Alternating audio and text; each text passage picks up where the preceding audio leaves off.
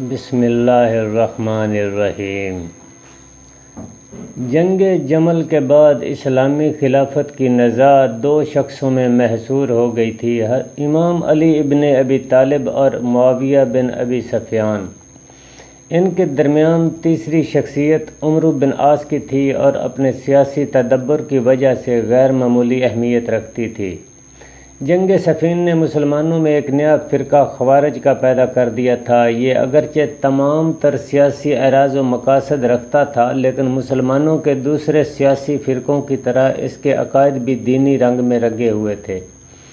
اس نے اپنا سیاسی مذہب یہ قرار دیا تھا، ان الحکم اللہ، یعنی حکومت کسی آدمی کی نہیں ہونی چاہیے۔ دراصل تاریخ اسلام کے خوارج موجودہ تمدن کے انارکسٹ تھے، لہٰذا وہ کوفہ اور دمشق حکومتوں کے مخالف تھے۔ مکہ میں بیٹھ کر خارجیوں نے سازش کی، 3 آدمیوں نے بیڑا اٹھایا کہ پوری تاریخ اسلام بدل دیں گے، اور انہوں نے بدل دی۔ عمرو بن بکر تمیمی نے کہا، میں حاکم مصر عمرو بن العاص کو قتل کر دوں گا کیونکہ وہ فتنہ کے متحرک روح ہے۔ برق بن عبداللہ تمیمی نے کہا، میں معاویہ بن ابی سفیان کو قتل کر دوں گا کیونکہ اس نے مصر میں قیصریت قائم کی ہے۔ ایک لمحہ کے لیے خاموشی چھا گئی۔ علی ابن ابی طالب کے نام سے دل تھراتے تھے۔ بالآخر عبد الرحمن بن ملجم مرادی نے مہر سکوت توڑی، میں علی رضی اللہ تعالیٰ عنہ کو قتل کر دوں گا۔ ان ہولناک مہموں کے لیے 17 رمضان کی تاریخ مقرر کی گئی۔ پہلے 2 شخص اپنی مہم میں ناکام رہے، لیکن عبد الرحمن بن ملجم کامیاب ہو گیا۔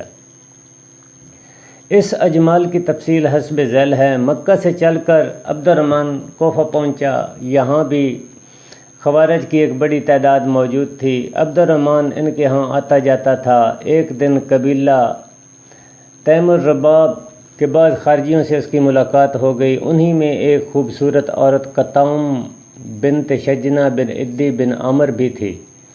عبد الرحمن اس پر عاشق ہو گیا۔ سنگ دل نازنین نے کہا، میرے وصل کی شرط یہ ہے کہ جو مہر میں طلب کروں وہ ادا کرو۔ ابن ملجم راضی ہو گیا۔ قطام نے اپنا مہر یہ بتلایا، 3000 درہم، 1 غلام، 1 کنیز اور علی رضی اللہ تعالیٰ عنہ کا قتل۔ عبد الرحمن نے کہا، منظور، مگر علی رضی اللہ تعالیٰ عنہ کو کیوں کر قتل کروں؟ خونخوار معشوقہ نے جواب دیا، چھپ کر، اگر تو کامیاب ہو کر لوٹ آئے گا تو مخلوق کو شر سے نجات دے گا اور اہل و عیال کے ساتھ مسرت کی زندگی بسر کرے گا، اگر مارا جائے گا تو جنت اور لازوال نعمت حاصل کرے گا۔ عبد الرحمن نے مطمئن ہو کر یہ شعر پڑھے۔ روایتوں سے ثابت ہے کہ حضرت علی رضی اللہ تعالیٰ عنہ کے قلب میں آنے والے حادثہ کا احساس پیدا ہو گیا تھا۔ عبد الرحمن ابن ملجم کی طرف جب دیکھتے تو محسوس کرتے کہ اس کے ہاتھ خون سے رنگین ہونے والے ہیں۔ ابن سعد کی ایک روایت میں ہے کہ آپ فرماتے تھے، خدا کی قسم مجھے حضرت صلی اللہ علیہ وآلہ وسلم نے بتلایا ہے کہ میری موت قتل سے ہوگی۔ عبد الرحمن بن ملجم 2 مرتبہ بیعت کے لیے آیا مگر آپ نے لوٹا دیا۔ تیسری مرتبہ آیا تو فرمایا، سب سے زیادہ بدبخت آدمی کو کون سی چیز روک رہی ہے؟ واللہ یہ چیز اپنی داڑھی کی طرف اشارہ کر کے ضرور رنگ جانے والی ہے۔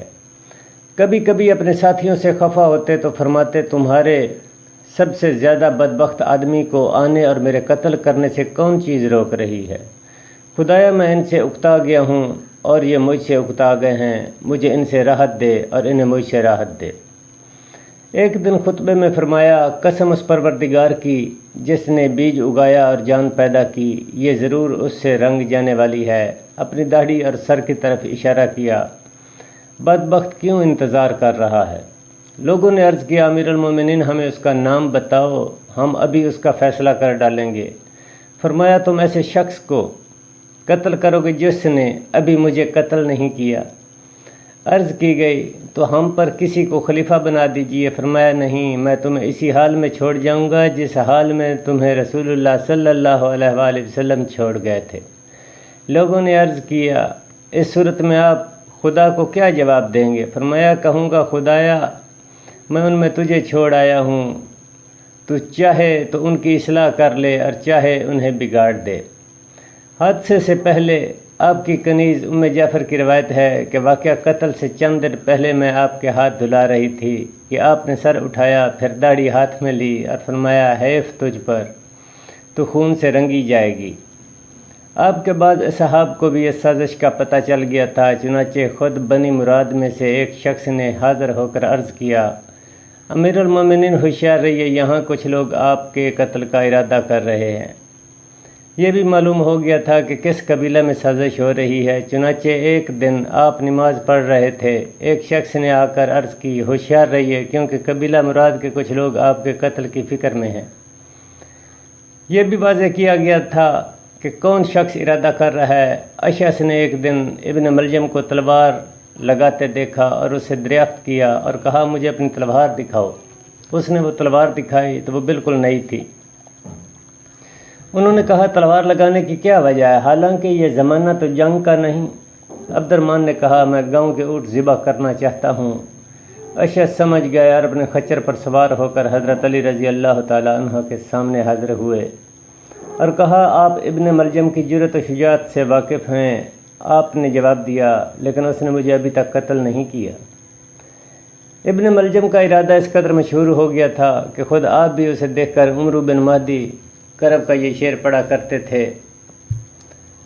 ابن ملجم برابر برات کیا کرتا تھا، لیکن ایک دن جھنجھلا کر کہنے لگا، جو بات ہونے والی ہے ہو کر رہے گی۔ اس پر بعض لوگوں نے کہا، آپ اسے پہچان گئے ہیں، پھر اسے قتل کیوں نہیں کر ڈالتے؟ فرمایا، اپنے قاتل کو کیسے قتل کروں؟ اقدام قتل جمعہ کے دن نماز فجر کے وقت ہوا۔ رات بھر ابن ملجم اشعث بن قیس کندی کی مسجد میں اس کے ساتھ باتیں کرتا رہا۔ اس نے کوفہ میں شبیب بن بجرہ نامی ایک اور خارجی کو اپنا شریک کار بنا لیا تھا۔ دونوں تلوار لے کر چلے اور اس دروازے کے مقابل بیٹھ گئے جس سے امیر المومنین نکلا کرتے تھے۔ اس رات امیر المومنین کو نیند نہیں آئی۔ حضرت حسن رضی اللہ تعالیٰ عنہ سے مروی ہے کہ سحر کے وقت میں حاضر ہوا تو ارشاد فرمایا، فرزند رات بھر جاگتا رہا ہوں، ذرا دیر ہوئی، بیٹھے بیٹھے آنکھ لگ گئی تھی۔ خواب میں رسول اللہ صلی اللہ علیہ وسلم کو دیکھا۔ میں نے عرض کیا، یا رسول اللہ، آپ کی امت سے میں نے بڑی تکلیف پائی۔ فرمایا، دعا کر کہ خدا تجھے ان سے چھٹکارا دے دے۔ اس پر میں نے دعا کی، خدائے مجھے ان سے بہتر رفیق عطا فرما اور انہیں مجھ سے بدتر ساتھی دے۔ حضرت حسن رضی اللہ تعالیٰ عنہ فرماتے ہیں، اسی وقت ابن بنا مؤذن بھی حاضر ہوا اور پکارا، لوگوں نماز، میں نے آپ کا ہاتھ تھام لیا۔ آپ اٹھے، ابن البنا آگے تھا، میں پیچھے تھا۔ دروازے سے باہر نکل کر آپ نے پکارا، لوگوں نماز۔ روز آپ کا یہی دستور تھا کہ لوگوں کو نماز کے لیے مسجد میں آنے کے لیے جگاتے پھرتے تھے۔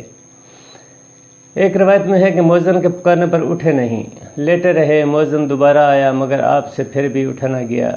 سپیراس کی آواز دینے پر آپ مشکل مسجد کو چلے۔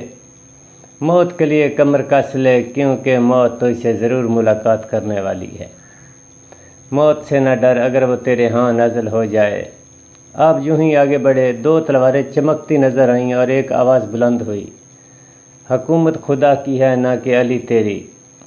شبیب کی تلوار تو طاق پر پڑی، لیکن ابن ملجم کی تلوار آپ کی پیشانی پر لگی اور دماغ پر اتر گئی۔ زخم کھاتے ہی آپ چلائے، رب کعبہ کی قسم میں کامیاب ہو گیا۔ نیز پکارے، قاتل جانے نہ پائے۔ لوگ ہر طرف سے ٹوٹ پڑے۔ شبیب تو نکل بھاگا۔ عبد الرحمن نے تلوار گھمانا شروع کر دی اور مجمع کو چیرتا ہوا آگے بڑھا۔ قریب تھا کہ ہاتھ سے نکل جائے، لیکن مغیرہ بن نوفل بن حارث بن عبد المطلب جو اپنے وقت کے پہلوان تھے، دوڑے اور بھاری کپڑا اس پر ڈال دیا اور زمین پر دے مارا۔ قاتل اور مقتول میں گفتگو۔ امیر المومنین گھر پہنچائے گئے۔ آپ نے قاتل کو طلب کیا۔ جب وہ سامنے آیا تو فرمایا، او دشمن خدا، کیا میں نے تجھ پر احسان نہیں کیے تھے؟ اس نے کہا، ہاں۔ فرمایا، پھر تو نے یہ حرکت کیوں کی؟ کہنے لگا، میں نے اسے تلوار کو 40 دن تیز کیا تھا اور خدا سے دعا کی تھی کہ اسے اپنی بدترین مخلوق کے قتل کرائے۔ فرمایا، میں سمجھتا ہوں تو اس سے قتل کیا جائے گا اور خیال کرتا ہوں تو ہی خدا کی بدترین مخلوق ہے، نعوذ باللہ۔ آپ کی صاحبزادی حضرت ام کلثوم رضی اللہ تعالیٰ عنہ نے پکار کر کہا، دشمن خدا تو نے امیر المومنین کو قتل کر ڈالا۔ کہنے لگا، میں نے امیر المومنین کو قتل نہیں کیا، البتہ تمہارے باپ کو قتل کیا ہے۔ انہوں نے خفا ہو کر، واللہ میں امید کرتی ہوں امیر المومنین کا بال بکانا ہوگا۔ کہنے لگا، پھر کیوں ٹسوے بہاتی ہے؟ پھر بولا، بخدا میں نے مہینہ باری سے تلوار کو زہر پلایا ہے، اگر اب بھی یہ بے وفائی کرے تو خدا اسے غارت کر دے۔ امیر المومنین نے حضرت حسن رضی اللہ تعالیٰ عنہ سے کہا، یہ قیدی ہے، اس کی خاطر تواضع کرو، اچھا کھانا دو، نرم بچھونا دو، اگر زندہ رہوں گا تو اپنے خون کا سب سے زیادہ دعوے دار میں ہوں گا، قصاص لوں گا یا معاف کر دوں گا، اگر مر جاؤں تو اسے بھی میرے پیچھے روانہ کر دینا، رب العالمین کے حضور اس سے جواب طلب کروں گا۔ اے بنی عبد المطلب، ایسا نہ ہو کہ مسلمانوں کی خون ریزی شروع کر دو اور کہو کہ امیر المومنین قتل ہو گئے، خبردار میرے قتل کے سوا دوسرا قتل نہ کیا جائے۔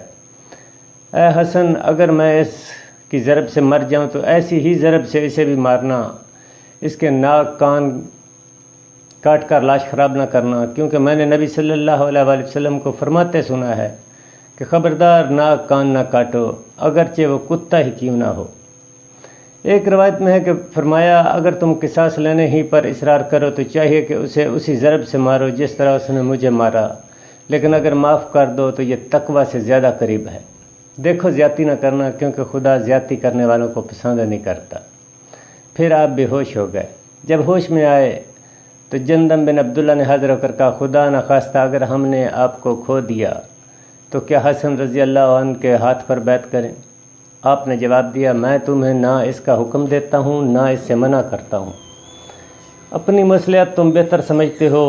پھر اپنے صاحبزادوں حسن اور حسین رضی اللہ تعالیٰ عنہ کو بلا کر فرمایا، میں تم دونوں کو تقوی الہی کی وصیت کرتا ہوں اور اس کی کہ دنیا کا پیچھا نہ کرنا، اگرچہ وہ تمہارا پیچھا کرے، جو چیز تم سے دور ہو جائے اس پر نہ کرنا، ہمیشہ حق کی حمایت کرنا، یتیم پر رحم کھانا، بے کس کی مدد کرنا، آخرت کے لیے عمل کرنا، ظالم کے دشمن بننا، مظلوم کے حامی بننا، کتاب اللہ پر چلنا، خدا کے باب میں ملامت کرنے والوں کی ملامت کی پرواہ نہ کرنا۔ پھر آپ نے تیسرے صاحبزادہ محمد بن الحیفیہ کی طرف دیکھا،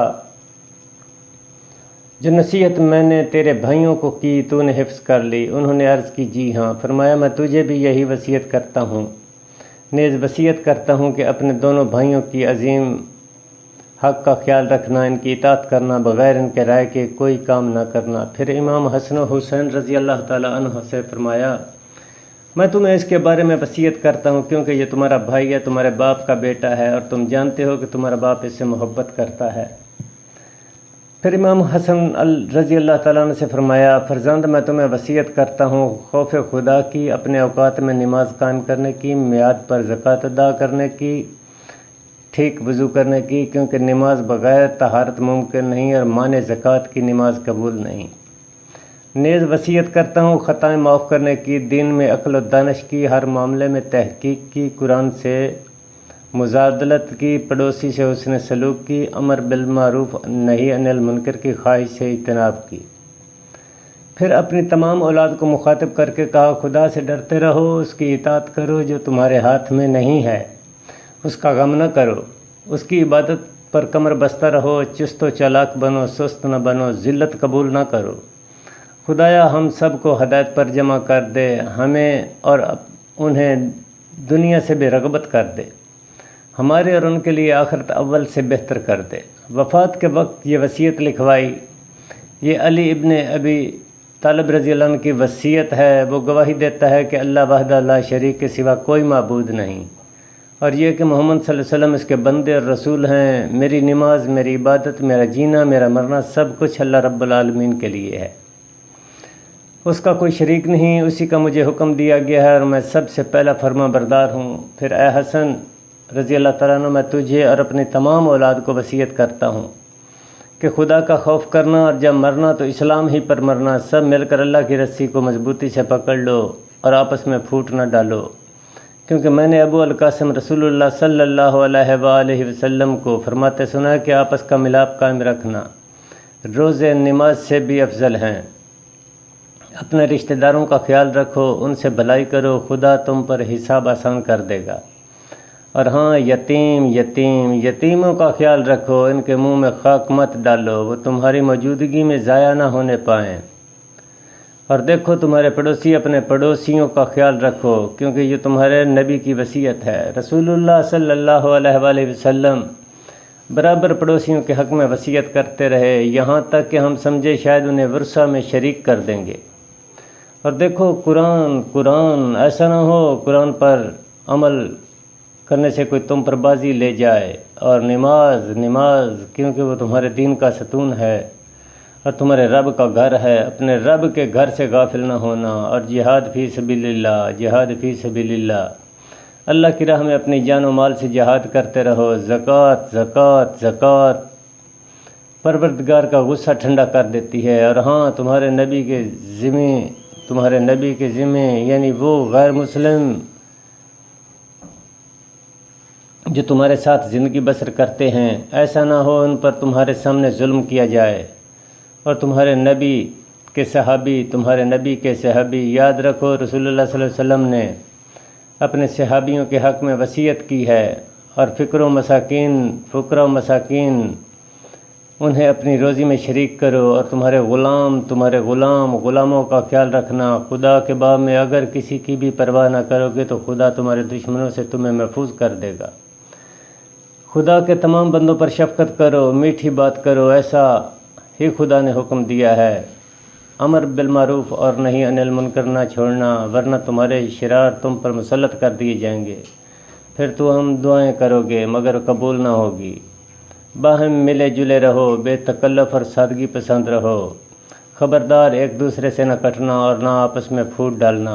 نیکی اور تقوی پر باہم مددگار رہو، مگر گناہ اور زیادتی میں کسی کی مدد نہ کرو۔ خدا سے ڈرو کیونکہ اس کا عذاب بڑا ہی سخت ہے۔ اے اہل بیت، خدا تمہیں محفوظ رکھے اور اپنے نبی کریم صلی اللہ علیہ وآلہ وسلم کے طریقے پر قائم رکھے۔ میں تمہیں خدا ہی کے سپرد کرتا ہوں، تمہارے لیے سلامتی اور برکت چاہتا ہوں۔ اس کے بعد لا الہ الا اللہ محمد رسول اللہ کہا اور ہمیشہ کے لیے آنکھیں بند کر لیں۔ انا للہ و انا الیہ راجعون۔